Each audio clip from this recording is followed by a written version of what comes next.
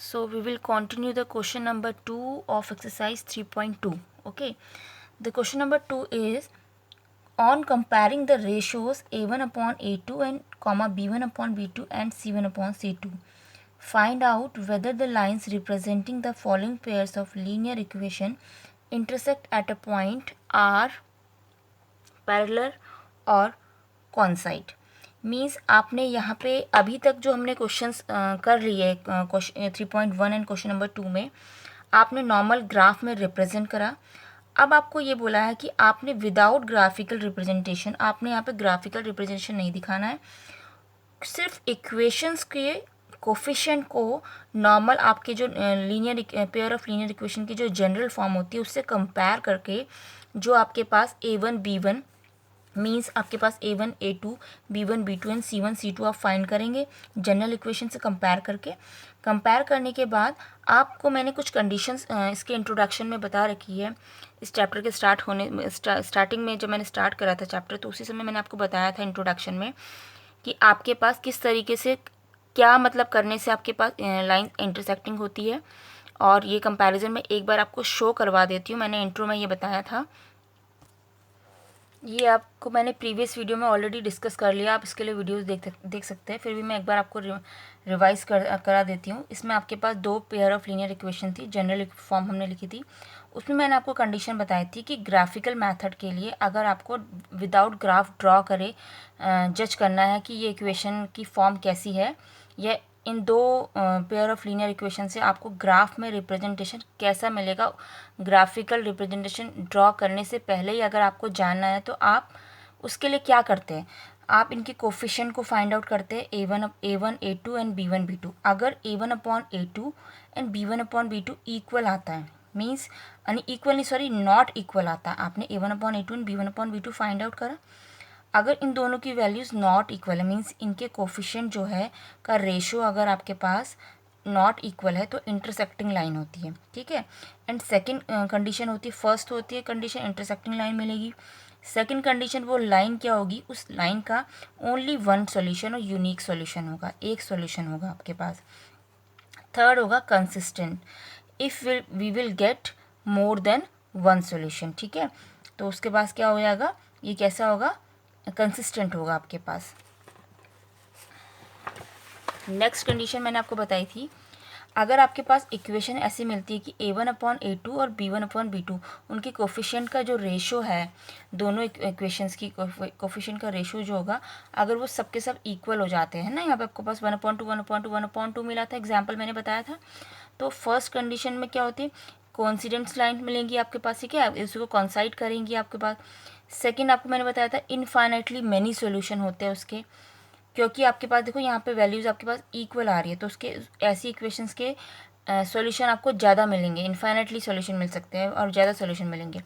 और वो कैसी इक्वेशन होगी, कंसिस्टेंस होगी उस.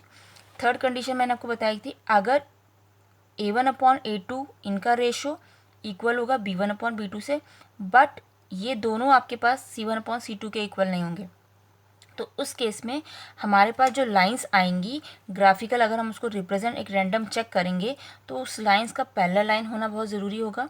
सेकंड, नो सॉल्यूशन, उसमें आपके पास, आपको पता है कि पैरेलल लाइंस नेवर मीट्स ना, पैरेलल लाइन को आप कितना ही इंक्रीज़ करो वो मिलती कभी नहीं है.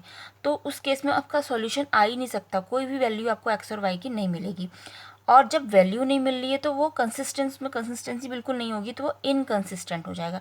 तो बस इन तीनों कंडीशन को माइंड पे रख के ये क्वेश्चन नंबर हमने सॉल्व करना है इस एक्सरसाइज का. सो यहाँ पे हम देखते हैं, the given pair of linear equations are, हम दोनों पेयर को पहले लिख लेंगे. फर्स्ट पेयर ये है आपके पास एंड सेकंड पेयर क्वेश्चन के अकॉर्डिंग आपके पास ये गिवन है. ओके. आप सेम हमने वही फाइंड आउट करना है. आप इस वाली इक्वेशन का ऑन कंपेयरिंग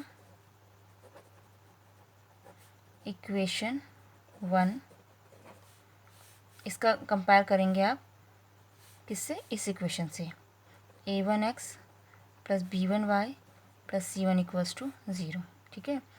इससे कंपेयर करेंगे तो a1 आपके पास 5 आ गया, b1 हमारे पास -4 and c1 equals to 8. Similarly equation 2 को ले लीजिए, एंड इसका कंपैरिजन आप कर देंगे इस इक्वेशन से, a2x b2y plus c2 equal to, क्योंकि जनरल फॉर्म लीनियर इक्वेशन की यही होती है ना, तो आपके पास a2 कितना आ गया 7 and b2 is equal to 6 and c2 equal to -9। अब आपके पास इजीली आपको दिख रहा है a1 और a2 आपके पास, एंड b1/b2 करेंगे एंड c1/c2 रेशियोज फाइंड कर लेंगे। तो सबसे पहले हमने फाइंड करा a1/a2, वो हमारे पास आ रहा है 5.7 एंड b1/b2 हमने फाइंड करा तो -4/6, इसको रिड्यूस कर सकते हैं हम, 2 2 जा 4, 2 3 जा 6, तो यानी कि b1/b2 कितना है -2/3 and c1/c2 is 8/-9। Okay, then अभी हमें कुछ नहीं पता कि कौन सी कंडीशन हो रही है, हमने बस नॉर्मल, हम इस तरीके से पहले इसको लिखेंगे, ठीक है। हमने ये रेशियोज ऐसे लिखे, a1 की वैल्यू हमारे पास 7 थी, सॉरी 5, एंड a2 हमारे पास 7 था, एंड b1 हमारे पास था -2 एंड 3, ठीक है।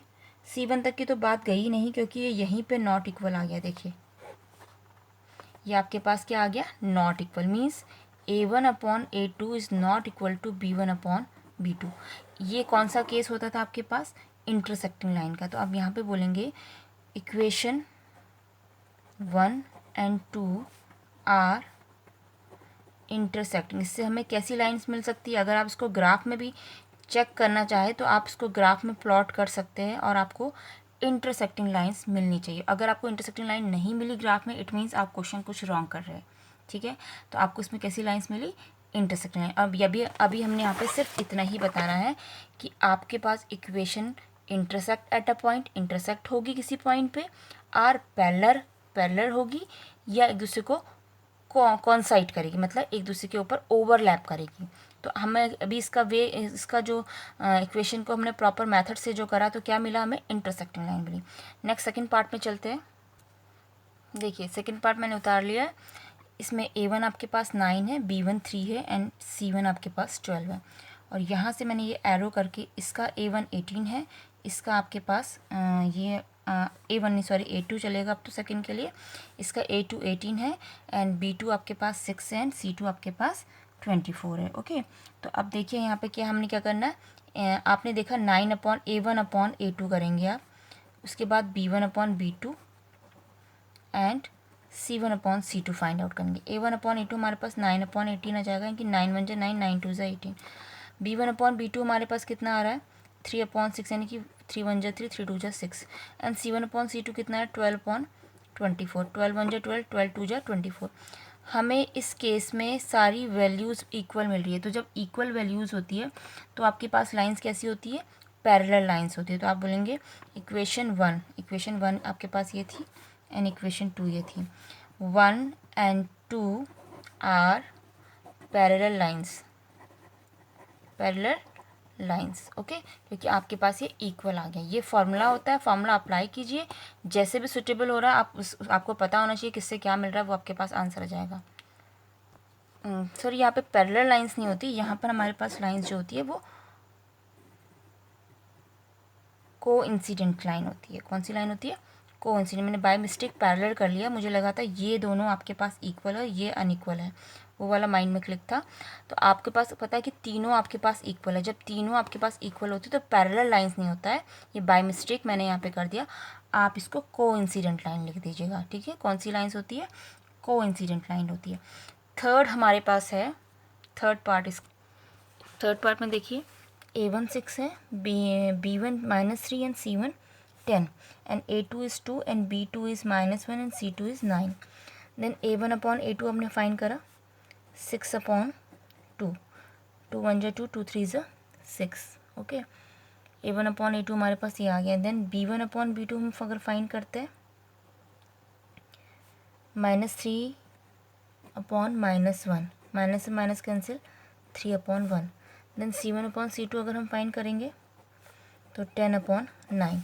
अब आपको यहाँ पे दिख रहा है, देखिए ये दोनों इक्वल है, ये अनइक्वल है, तो ये वाली कंडीशन बनी है। a1/a2 is equals to B1 upon, मैंने ये कंडीशन उसमें सोच ली थी इसलिए बाय मिस्टेक उसको पैरेलल बोल दिया था।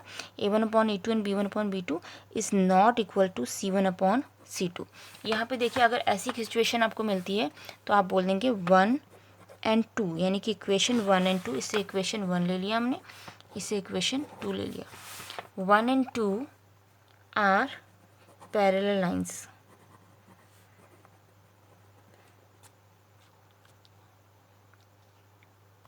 So that's all today's lecture. Please pause the video and note these questions.